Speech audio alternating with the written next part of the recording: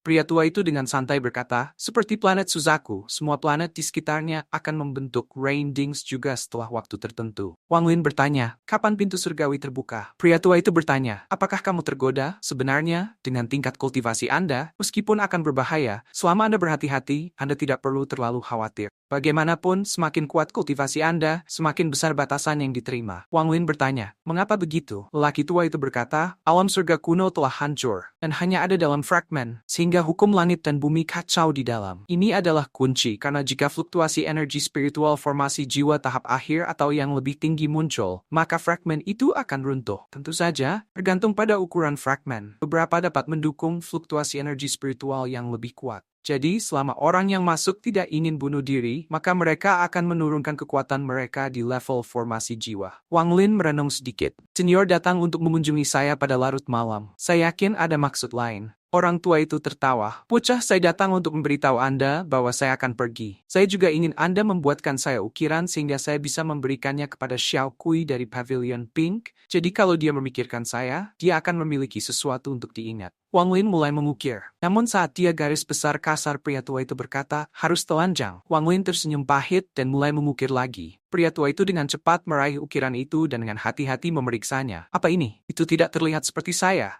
Sama sekali tidak mirip denganku. Apa ini? Apa kamu mengukir monyet? Pria tua itu dipenuhi dengan tatapan serius. Wang Lin memperhatikan perubahan mendadak dan energi spiritual di daerah itu mulai bergerak dengan cara tertentu. Tiba-tiba dia merasakan bahaya muncul. Wang Lin memandang lelaki tua itu sambil mengambil sepotong kayu lagi. Orang di ukiran itu sangat tampan, terutama mata yang tajam. Tapi ini terlihat sangat berbeda dari orang tua itu. Saat ukiran kayu selesai, itu diambil oleh orang tua itu. Tidak buruk, inilah aku. Kamu mengukir dengan sangat baik. Oke bocah, aku akan membiarkanmu meminjam topi jerami itu sebentar. Pria tua itu menyimpan ukiran kayu itu. Masih ada 99 ukiran lagi yang tersisa. Jangan lupa, setelah Anda mencapai tahap formasi jiwa, atau kemanapun Anda pergi, pria tua ini akan menemukan Anda. Pria itu pun pergi. Wang Lin tidak berniat untuk terlibat dalam masalah ini dengan pintu surgawi. Adapun pertempuran antara aliansi 4 sekte dan Sui Yu, Wang Lin memutuskan untuk tidak berpartisipasi. Oleh karena itu, kehidupan Wang Lin kembali tenang. Wang Lin mengamati ada kultivator sedang menyiapkan formasi di langit, dan sebagian membersihkan salju di tanah. Raja Fana negara itu menerima perintah dari para kultivator, sehingga sejumlah besar pasukan Fana mulai membersihkan salju. Warga pun dipaksa untuk membantu. Dan Yu adalah salah satunya. Bahkan para orang tua juga. Seluruh operasi ini berlangsung beberapa bulan. Dan Yu sudah dikirim ke selatan. Ketika Dan Yu dan istrinya dijemput, Wang Lin memberinya ukiran kayu agar tetap dekat dengan dirinya sebagai hadiah selama 30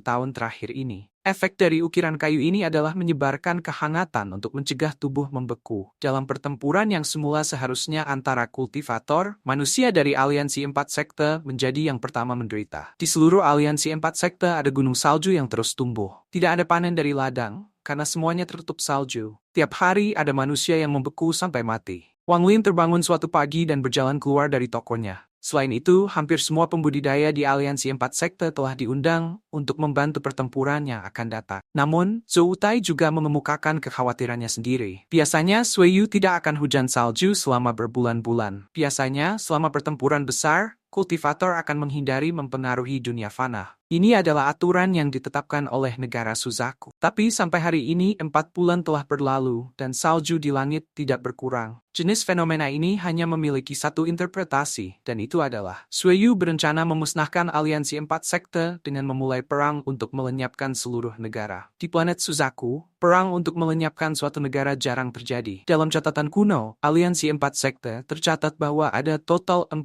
perang yang melenyapkan suatu negara. Tapi tanpa kecuali, semua perang yang melenyapkan negara memiliki dukungan Suzaku di dalamnya. Wang Lin berdiri di luar toko dan melihat salju sambil menghela nafas. Hal disebutkan Zhou Tai pada batu giok adalah untuk memeriksa apakah Sui Yue benar-benar akan memulai perang untuk menghancurkan negara. Aliansi 4 sekte mengirimkan kultivator untuk mengumpulkan informasi. Semua negara sekutu peringkat 4 menyambut aliansi 4 sekte dan memperlakukan mereka dengan hormat. Tetapi tidak ada dari mereka yang akan membicarakan perang. Akhirnya, Selanjutnya, negara yang hubungan yang sangat baik memberitahu bahwa negara-negara budidaya peringkat 5 telah memberi perintah untuk tidak ikut campur. Kelompok informan ini menghabiskan banyak upaya untuk mendapatkan informasi. Ada seorang wanita berbakat di Suiyu yang menarik mata Suzaku. Ia berkultivasi selama 100 tahun dan telah mencapai tahap akhir formasi jiwa tanpa mengkonsumsi pil. Banyak anak muda yang sangat berbakat akan diundang untuk bergabung dengan Suzaku. Tapi setelah bergabung, status mereka sangat rendah. Alasan Suzaku melakukan ini adalah untuk menjadi negara budidaya peringkat 7. Namun mereka harus memenuhi serangkaian persyaratan. Pada saat ini, Suzaku bahkan belum memenuhi persyaratan pertama. Jadi mereka menaruh perhatian besar pada generasi muda yang berbakat. Permintaan yang wanita ini inginkan adalah menjadikan Suiyu sebagai negara budidaya peringkat 5 dan berpindah lokasi. Secara kebetulan, Rain Cauldron telah muncul di aliansi Emot Sekte dan kebetulan berasal dari seorang kultivator Suiyu. Jadi perang ini dimulai. Alasan Rain Cauldron muncul di aliansi 4 sekte dan di tangan raja itu adalah skema. Setelah informasi ini dibawa kembali didapatkan, itu mengejutkan semua orang. Setelah Wang Lin membaca semua yang ada di batu jiok yang diberikan Zhou Wutai padanya, hatinya agak berat. Dia tidak berpikir bahwa dalam pertempuran sederhana untuk Rain Cauldron, ada sesuatu yang tersembunyi di dalam ini. Wang Lin menghela nafas. Wang Lin tidak memiliki metode untuk mencegah hal ini, dan dia tidak ingin terlibat. Setelah menyelesaikan langkah terakhir, sekarang saatnya untuk pergi. Dengan tangan di belakang dan mengenakan mantel tebal, Wang Lin berjalan ke kejauhan. Tubuh Wang Lin tampak lambat saat bergerak di udara, tetapi sebenarnya dia bergerak sangat cepat. Wang Lin terbang sepanjang jalan dan setelah beberapa saat, dia tiba di bagian timur dari aliansi 4 sekte. Sebelumnya ini adalah hutan lebat, tapi sekarang tertutup salju. Wang Lin diam-diam melayang di udara. Dia melihat ke bawah ke ladang salju dan merenungkan untuk waktu yang lama. Wang Lin berdiri di udara untuk waktu yang lama. Beberapa kultivator yang terbang memperhatikannya. Wang Lin melihat cabang pohon besar untuk bahan ukirannya. Lebih dari 30 tahun yang lalu, dia mendapatkan semua kayunya di sini. Ukiran yang dia buat kali ini membutuhkan pohon yang usianya setidaknya 100 tahun atau lebih. Sayangnya saat ini sangat sulit ditemukan akibat salju. Wang Lin menyebar akal ilahi untuk menemukan cabang yang dia butuhkan. Perlahan-lahan jumlah kayu di tas penyimpanan Wang Lin meningkat. Setelah mendapatkan cukup kayu, ia pergi. Dalam 7 hari ini, tindakannya telah diperhatikan oleh para peladang yang lewat, dan berita tersebar di aliansi 4 sekte. Orang-orang dikirim untuk memeriksanya, tetapi begitu mereka memperhatikan tingkat kultivasi Wang Lin, mereka menjadi sangat hormat. Akhirnya, Zhou Wutai mendengar hal ini dan segera menekan berita itu. Dia membantu diam-diam. Sebelum Wang Lin pergi, Zhou Wutai tidak mencoba mengundangnya ke aliansi 4 sekte lagi. Dia menggenggam tangannya dengan senyum pahit dan pergi. Wang Lin mengangguk pada Zhou Wutai dan pergi. Dia tidak berhenti sama sekali, tetapi menuju toko di ibu kota. Ia duduk di kursinya sambil mengukir.